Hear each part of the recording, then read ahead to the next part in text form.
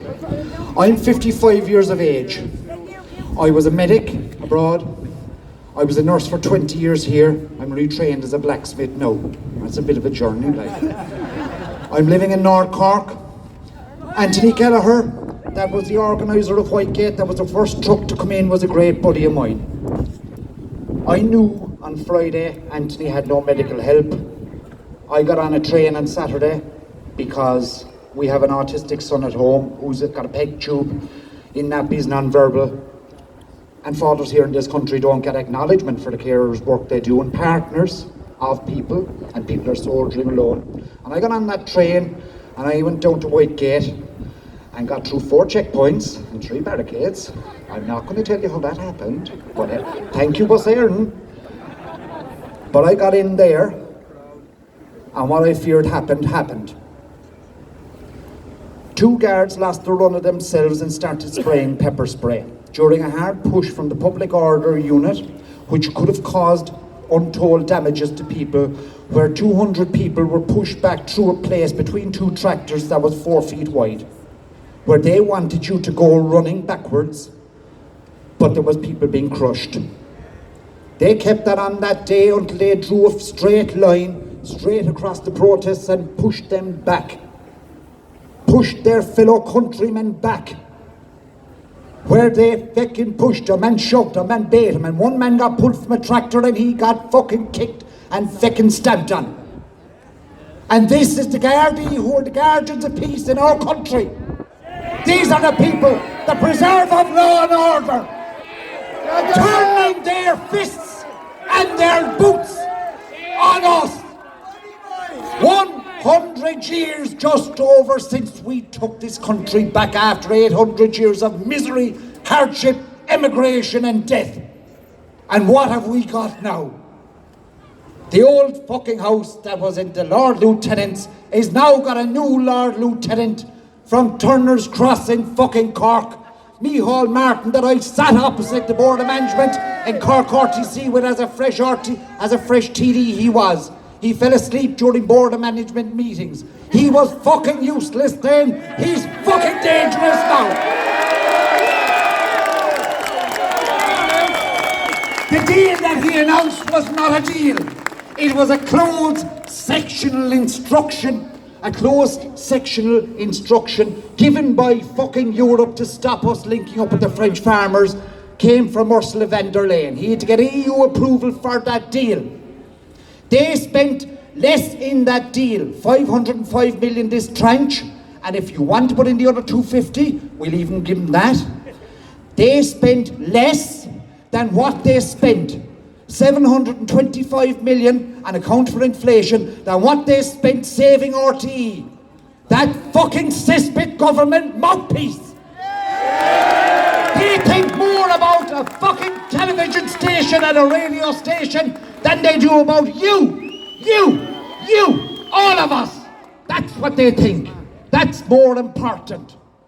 The IRHA went in there and the IFA and they did a deal for the biggest lads in the IRHA and the IFA. They didn't do it for the small farmer, the small agricultural contractor, the local rural business person, all of you urban and rural putting petrol and diesel into your cars, the carers taking care of the elderly, the pensioners on fixed income, the people that are fucking running to stand still, and now the weakest are falling by the side, as we saw with that poor man, and I've had a report of a second one, so it's now doubled. Folks, a couple of businesses by me are now pulling up shutters. What we saw in 2008 when our youth left this country to go to Australia, to New Zealand and to Canada, where girls as nurses and teachers went to Dubai, when our men went mining out Queensland, when they went to Canada logging, when they were working in factories abroad and we knew they never came home. We had country wakes every week in North Cork. We're going to see the same up to the end of this year, where our youth is going to empty. In North Cork, we are literally lacking 80% of our 30 to 45-year-olds. They're gone. What are left, at 20%, we're going to see half of them go. We're not fools. We've seen this before. We're realists. And that deal that was done behind interest, the IRHA and the IFA, never stood up for the representatives put forward by the truckers and the rest of the lads on the front fucking line. They never spoke up for them. They closed the door for Micheál Martin. And they came out with a deal that was absolutely useless. In this country, we gave 125 million to Ukraine in the last while. We're told there's no money for mental health services. Helen McEntee fucked off to Ukraine with 40 million in her purse in her back pocket. Yet children strangled with scoliosis. 98% of the new builds last year, lads, of all the houses in this country were bought by industrial landlords. 2% went on the open market for your sons and daughters and nephews and nieces and brothers and sisters to fight over to buy. Because the only other option is industrial fucking landlordism and the likes of Iries. And what do? They're owned and bought by fucking stockholders, and they export the profits abroad. Circle K, who came down with a fucking truck to Whitegate. Who owns Circle K? Circle K is owned by a Canadian teachers' pension fund. When you fill up at Circle K, you send the profit straight off to Canada. Are you aware of that? Now, there you go. And Micheál Martin is glad to do business with these people. He fucking berated Lowry like a maniac while he was in opposition. But now Lowry's his good friend. And we saw how good a friend he was this week when he turned around and marshalled the troops. We had the two fucking rats from Kerry that I know personally jump fucking ship before they were pushed in the next election. And I can tell you this much, lads. They will hold fucking tight. They think they will hold tight. What we need to do, every fucking parish, every county, every province, we need to play their games against them. On the evening after the deal, every TD came out. Fianna Fáil, Fianna Gael, Fianna Fáil, Fianna Gael. Support the deal, support the deal. We're wonderful, we're brilliant. That's what we got. Carefully curated Instagram and Facebook posts from them. And they're telling us that they're representing us. They're representing you by taking off their boot and putting a slipper on to put it down on your fucking neck, is what they're doing. That's what they're doing. They are emptying rural Ireland. They are making urban Ireland impossible to live in, where you can't find a house. When you do find a house, you can't afford to furnish it or buy food for your own bloody children. They are making it so impossible that they are driving us back to the days of Prince John in England. And I can tell you this much, folks, what we need is a few Robin Hoods. That's what we need. And every single one of you is a Robin Hood. Every single one of you, by saying nothing, lets them win. It only takes a few good men to say nothing for evil to succeed. Every single one of you will talk to 4 people today. You will tell those 4 people to talk to 4 people. All of you lads down there in front of me, he will all do this live and put this fucking out. And you will take this message to every bloody corner continent of this world. We spent 800 years fighting.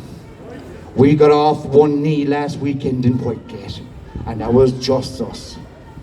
All of you can get off a knee as well. All of you can come forward, stand up, make right in this country. Have it so that we have a system, like Chris was saying, where the money that's paid, there is accountability. Where even, for example, that we have recall for our TDs. If he proves to be a cunt that we've elected, then we'll pull him back and fuck him off. There we go. There we go. Very easy. Accountability. And we'll do it with councillors. And we'll do it with the fucking lot. We'll do fundamental fucking change, root, branch, every part of review of it. Because I can tell you this much. There is money pouring out of that place like what's pouring down the Liffey in water. It is going to every section except where it's supposed to go. I'm waiting for respite for our son for 9 months now. I'm taking it to the High Court. We've had 1 night off in 9 years for a wedding. I'm glad I made that wedding because we lost a friend shortly thereafter. I sat down with a friend of mine, he works with the UN, but he's one of our own. Dr. Damien McSweeney. He's watching this out from Bulgaria. Hello, Max. How are you doing? And lads, we sat down over a bottle of poteen in North Cork one night, and we counted 41 people in this country that we knew, he knew, and I knew, that had committed suicide. And it's a scourge. And it is going to get worse. People are running to stand still. I'm urging you, I'm urging everyone that's seeing this, stand up, come forward, be there, fight! Because without it, we might as well fucking roll over, lads. Now, I think the tablets have kind of worn off a bit. So I'm going to pass it back to Alan there. He knows what he's doing. He just asked me. I asked him for permission. He gave me permission. Thank you for listening to me. It has been one of the most proudest moments in my life.